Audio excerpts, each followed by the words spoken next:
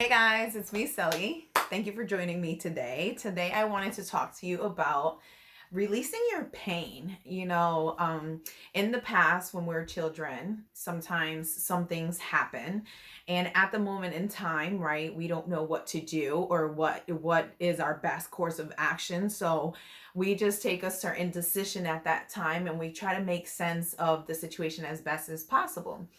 So, usually, what happens is that when we go through a difficult moment in our time, especially in our childhood, because we're children, right, we tend to develop a defense mechanism. So, many of the times when we do go through pain, we don't know how to really process the pain and go through all the steps, actually feeling the pain, embracing the pain, and getting to a point where we let go. In a lot of situations, as children or young kids, what happens is that we find ourselves in a situation where we feel hurt, we feel pain, usually from those closest to us, relatives, family members, or even friends.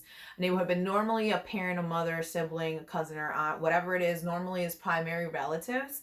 And what we do is, we can remain stuck in that pain. So, for example, there's a part of us that are told, right? We grow up a lot of times, we're told to be the good girl, the good boy, and kids are to be seen, not heard type of situation. So, when we go through a hurt, we don't know how to voice it. When we go through pain, we don't know how to express what it is that's happening. And because we don't allow to really go through the process, to really cry, to really communicate the emotions, the feelings that you're going through, therefore you can't get a response as to maybe some clarity as to what they meant by the hurt or as to what the expectation really was at the moment.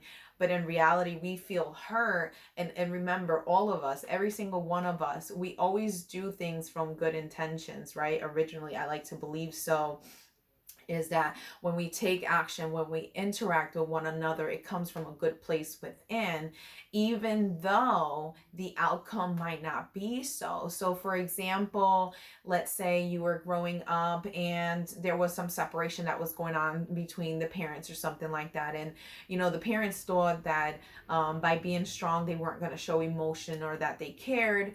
So then, therefore, you felt confused, like, am I not loved? Is this my fault? What is happening here? And you can't really make sense as to what's happening, right? So then you feel stuck in this pain. And now what happens is you don't go through the process.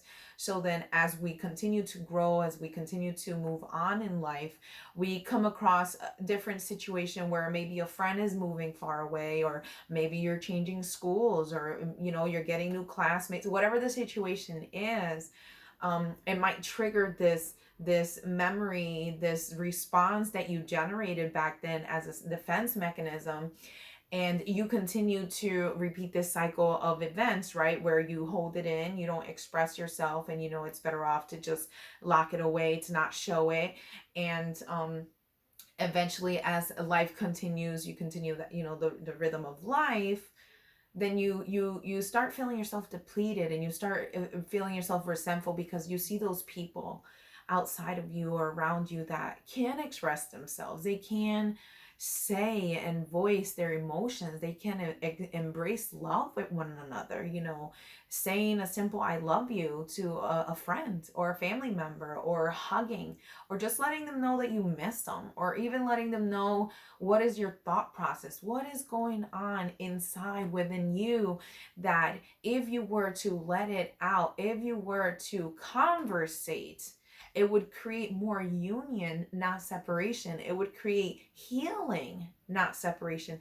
It won't allow you to feel alone. So, what I'm trying to say is, many times there's a situation we go through in life, and at the time we were kids, we don't know any better. And that's okay. We did the best we could then, and we embrace, and we're grateful for that us that was back then. But now it's been 10, 20, 30 years since the fact. And it gets to a point of time that you have to realize that this is your life. And yeah, when you were small, you believed you needed to act a certain way. Yes, you believed there was an idea that something was expected of you. But most importantly, a situation occurred where you made the decision to act a certain way and retain, and it's almost like you're on pause still. And what I'm telling you is go back to that moment, revisit that time in your life, and ask yourself, how is that serving you? How, let's say, for example, to make a little bit more sense out of this, is um, you went through a situation, and then here you are as an adult, and there's something that's coming about that's similar to it, something that resembles what had happened back then. Now, what happens is, because we created this story and this defense mechanism, because it kind of gives us like a little red flag or trigger that, oh, protect yourself, this is just exactly what happened to you when you were 6 years old, this and that, whatever. You don't know that. That's the fear within you creating an illusion.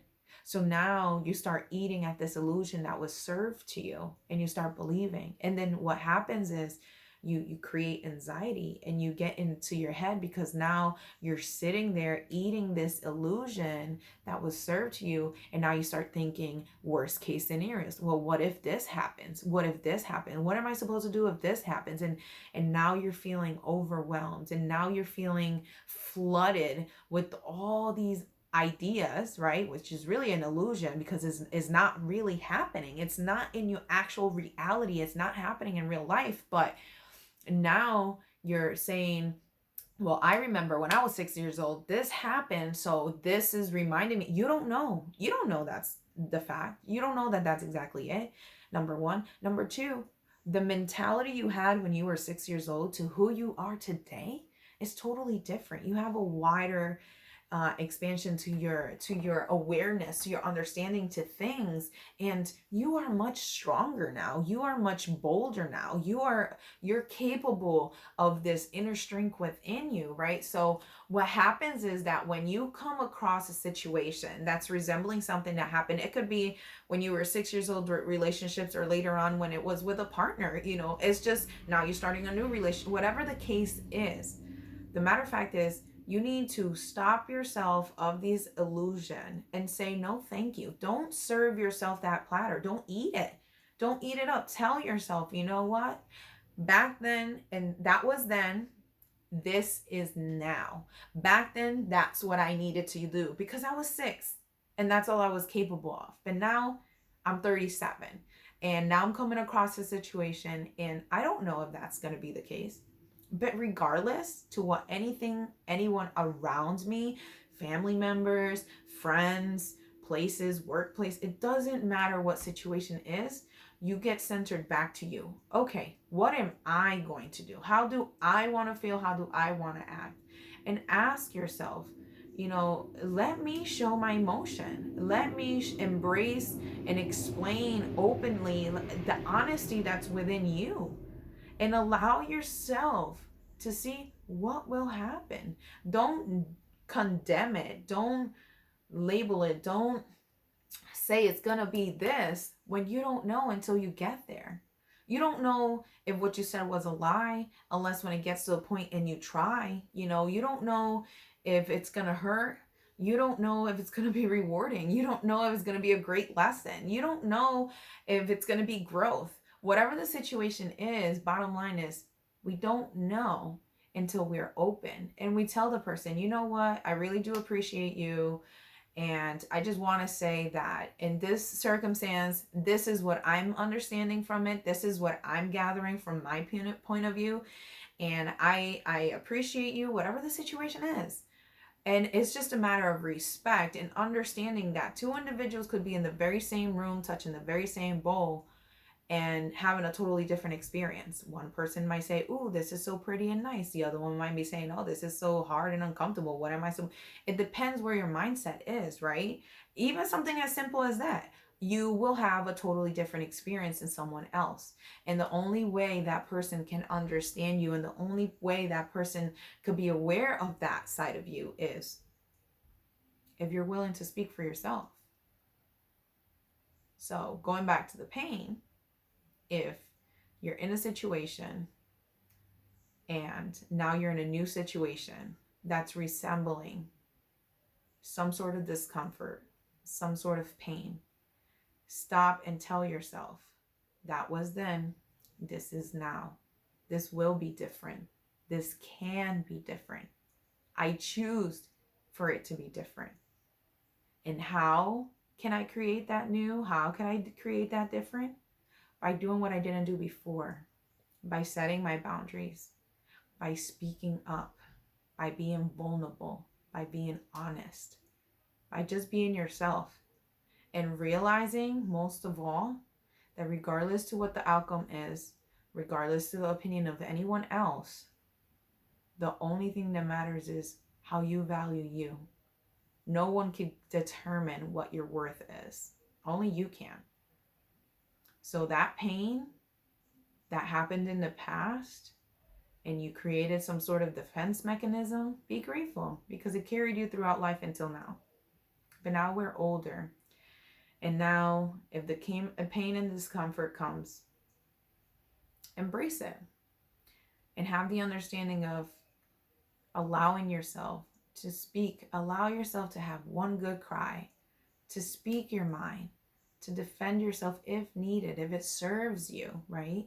If it's a loved one or something like that, because sometimes the best response is no response and is walking away, but also being honest with yourself. But what I'm talking about is that defense mechanism of not looking at it, of being blinded to it. And most of all, the most hurtful thing is holding on to that pain. Because by holding on to that pain, by holding on to that belief that you created when you were a child, as you continue on in life, it's going to rob you from taking leaps. And let's say, it was because you were creative as a kid and you were coloring and they yelled at you and they said, don't color. And all of a sudden you hid away, you tucked away that creative side of you because that's the bad, that's bad and you need to be a good girl. So then where is your creative side? Your creative side is the one that gives spice into your life. And if you don't embrace that as an adult, can you really say you will ever feel fulfilled and complete and whole when there's parts of you that you're not accepting? So this is my message for today. And take care. Thank you for joining me. Until next time. Bye.